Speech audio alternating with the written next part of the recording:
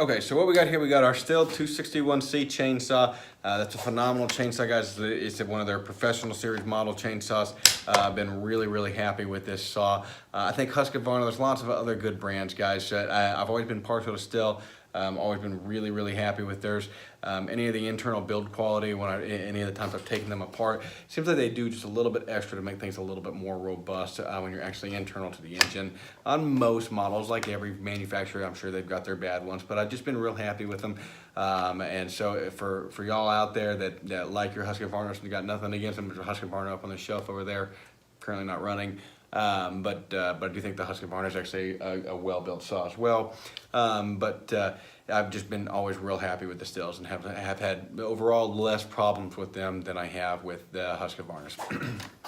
But Stihl makes this little tool for sharpening our chainsaw blades. Specifically while we're in the field, I'm finding that it works pretty well here in the shop. This is probably not a chainsaw tool necessarily for the professional lumberjacks, the guys that are using their saws every day, tree trimmers, guys like that use them every day for 8 hours a day. This is probably not what they want. Those guys probably have some type of electronic setup that they can do, that they put it in, feather it down, and they're good to go. So for guys like me though, that use their saw very regularly and use a lot of good use on it, but we're not using it every day. I use mine a couple times a month or so, cutting trees out of the way or whatever, but it's not getting used every single day. It is getting used a lot. So this seems to be perfect because I can run it through. I can get my saw sharpened every time before I go use it or after I'm done. And it's very easy. These just slide right into the channels here on the saw and just essentially drag it across. Obviously going in the cutting direction of your files, make sure you got your good file chalk on there. You can see that file chalk does, it's the white crap on there. It does keep those teeth from getting bogged down with the metal fibers and the metal shavings. What you do want to do is you want to make sure you come over here with something like a paint marker.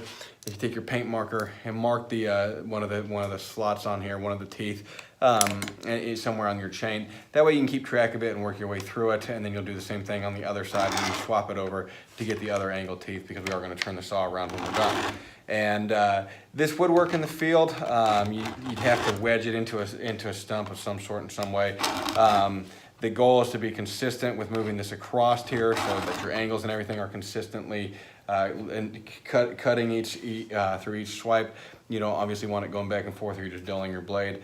But getting that angle right is the important thing, and that'll give you a good blade, guys, a good sharp blade.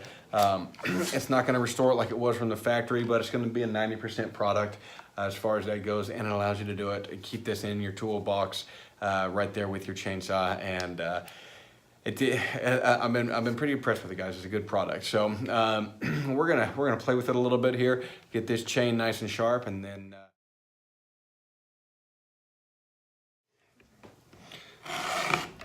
Okay, so like I said, the goal here is just to be consistent with your movement, following the factory patterns as far as the angles of which they cut that at. So there's a slight upward angle. Obviously, I can't to the blade, but honestly, really pretty easy.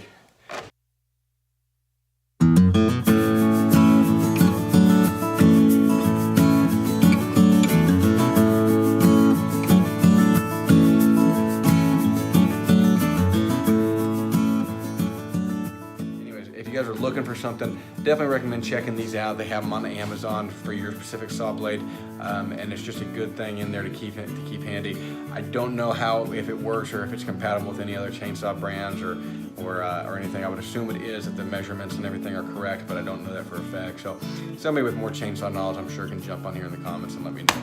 So thanks guys for watching, I really appreciate it. Remember to go subscribe to the channel if you haven't already done so. Like us on Facebook as well. If you guys like this kind of content, you want to watch our journey as we take this 150-acre plot of land that we bought and transition it into a working cattle farm, or cattle ranch, excuse me, working cattle ranch, and we're gonna be raising some pigs as well as some hogs. So if you guys want to enjoy that with us and come along on the journey, but appreciate the support, guys. Subscribe on YouTube. Go check us out on Facebook. We'll have, and Madeline, I'm sure we'll get an Instagram account here soon if we don't have one. Might have one right now. But anyways, guys, again, really appreciate y'all watching. Really appreciate the support. Bye.